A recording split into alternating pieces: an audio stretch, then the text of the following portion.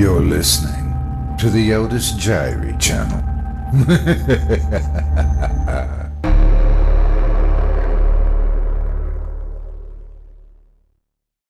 The Quiet Sky by BRENNAMAN, performed by Otis Jiry.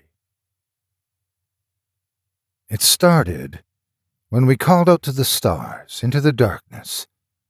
We felt so small, tumbling through vast emptiness, while clinging to the skin of the world, and without a single reason why.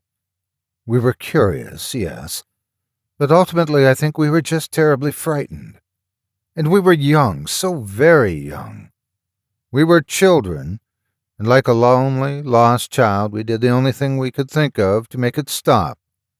We did what we thought we had to do to make the universe make sense. We called for help. For years we scanned the sky for a sign. We sent signals to the stars in the darkness beyond. Are we alone? But the skies were quiet, always so quiet, leaving us to our own makings. But crying children never cease, and neither did we. We sent calls into every corner of space for decade after decade. We refused to believe no one was out there. They had to be. Yet, for some unknown reason, they never answered us. Everyone remembers when that changed. They think it responded to the Arecibo message from 1974. The response to the Arecibo message was received almost 3 months ago in 2 separate parts. The first part of the message was received at the Hat Creek Radio Observatory in California. The Allen telescope array picked up what sounded like static interference that continued on for over an hour. It consisted of unintelligible screeching and buzzing sounds that continued without pause for the whole hour. The meaning of this message was never discovered, if it had one. The only thing we knew was that the signal's origin came somewhere in the Hercules constellation, near Messier 13. As soon as that signal stopped, the real message began. We made contact that day, and we were asked a question. Who is there? It came not through the radios, but as a voice inside all of our heads, asked the question to all of us. I heard it. My wife heard it. The young heard it, and the old heard it. Even the deaf heard it. Everyone, everywhere, heard this voice whisper that question in their heads, in every language on earth. I remember it almost too clearly. It asked in that familiar yet indescribable voice that's always there in my mind. It was like one of my own thoughts had gone rogue and had decided to speak directly to me. The world seemed to stop as everyone listened for what came next. Where are you? The heavy question seemed to linger in our minds for hours afterward, and then for days, and then for weeks. That day changed everything. There were doubters from the very beginning, and the holy ones who claimed that God had spoken to all of us, and that the time to repent was now. There were those who claimed they'd heard nothing, and those who claimed that the aliens had given them their own secret messages. And of course, there were those who truly believed that we had been contacted for the first time by an extraterrestrial race like us, one ready to communicate, ready to lead us out of the dark. We were wrong. We never made contact with alien life, at least nothing comprehensible or discernible to human understanding. The stars are vast, and in their vastness, our voices had touched the ears of something truly incomprehensible, something hungry and malevolent. The voice. We realized our mistake when the ground started to groan. Beneath our feet, everywhere, the ground seemed to moan. The muffled sounds shook through the dust and dirt below us. No one knew what was causing it, at least not until the calls started coming in. The graveyards were screaming. All at once, the dead had started screaming. Every deceased man, woman, and child was turning in their graves. All the animals did so, too. Every dog, every cat, everything that had ever walked this earth. The cries of ancient whales shook the seas, and the shrill screeching of birds echoed in the forests. The caskets shook, and the morgues howled. The voices stopped together, in an instant leaving the world in an amplified silence. In their absence, a new sound filled the air. The voice returned. "I hear you." It came as a whisper from behind, an ominous yet oddly playful presence that felt so close, but was still truly so far away. It let us breathe in the silence for a moment before it made us a promise. It was a promise we all knew to be true. "I am coming." The voice was gone, and the air was again filled with screams. This time they were from the living. After the voice had gone, we were left to our own devices. Millions panicked, and rightfully so, as chaos took hold of the streets. Many would die in the violence and the gunfire of that night. They would be known as the raptured before long, and the rest of us were the condemned. We could only wait. The screaming dead was only the first of the side effects that we felt as the voice approached. The closer it got, the more we felt it. That first night, after the screaming, we noticed the stars bleed for the first time. A section of the western sky had turned black, blacker than the night. It was only truly visible because of the ring of stars around it. The light from those stars had turned red, and they seemed to bleed across the sky like food coloring dropped into water.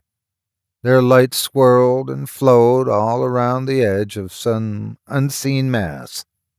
I knew then that I was staring into the face of the voice. Our scientists claimed that nothing was there, and that their radar and scans always came up empty. Their telescopes could see nothing but darkness in that section of space. However, the proof was right in front of us, as every night that ring of darkness got wider, and more stars bled in the sky. We watched it come. As each night passed, the black spot would widen, and more stars would distort and bleed around it. During the day, a new hell would greet us. The side effects worsened. The day always brought something new.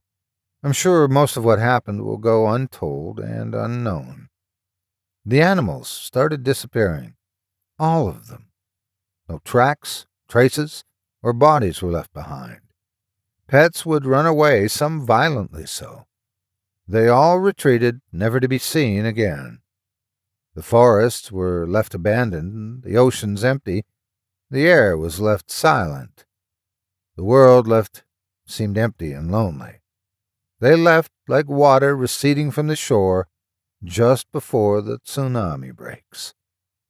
One day, about 2 weeks ago, scientists tried to talk to the voice again.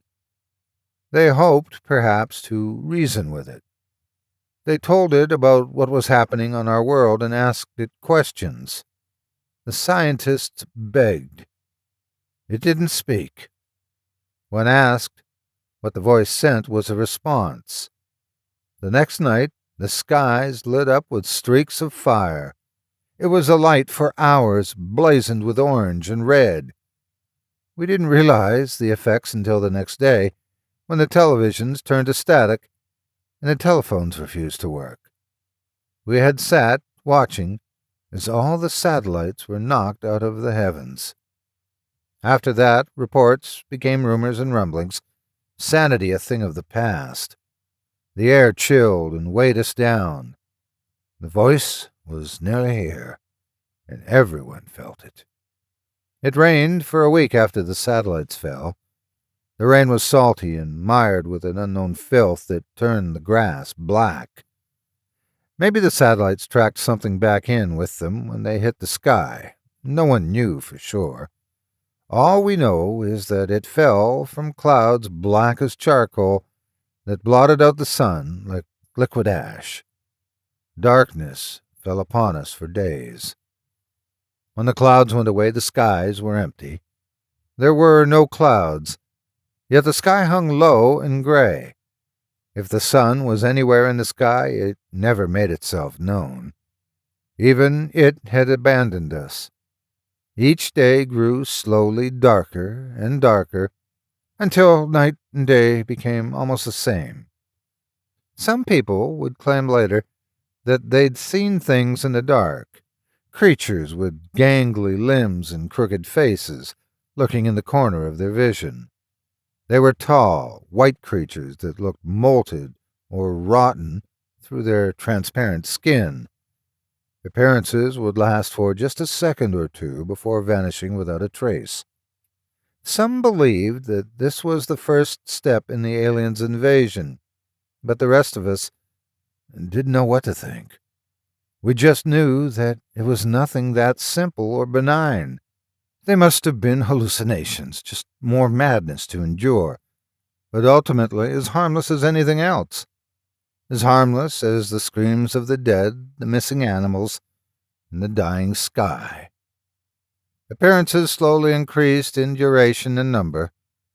I think everyone saw them once at least, but I don't think a single person would ever guess why they were truly here. They never touched nor spoke to anyone, and they certainly never harmed anyone. Most who got good looks at them described them as mournful or sorrowful looking. Some even claimed the creatures watched over them at night, and others even claimed that it seemed as if the creatures were sorry for them. One claimed to have even seen one prostrate on the ground, hands clasped above its head. He said it was praying for us. Prayer was no help. Churches and places of worship that had divided us for so long failed to bring any hope in the end. The voice let them pray and beg for a while, but just days ago the voice ended it all. No one questioned how, for at this point, nothing that happened surprised anyone anymore. But on the final day, all books of worship burned. Every last Bible, every Quran, everything. People rushed to their faith centers, but found no solace. The church and temples had suffered the same fates, if not worse. The people were left, abandoned by their greatest hopes.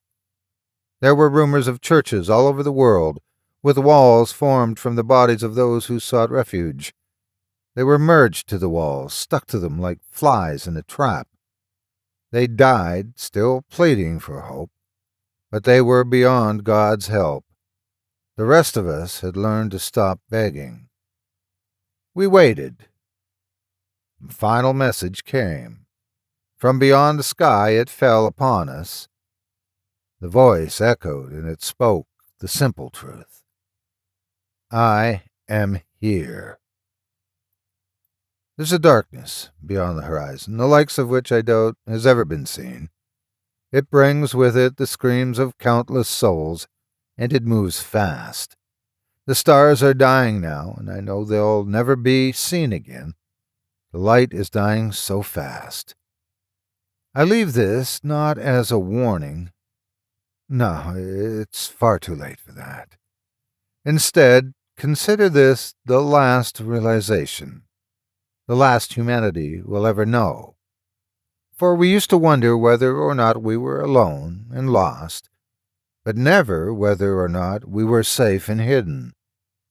The universe is infinite, and our understanding was significantly more finite. We should never have beckoned to the darkness.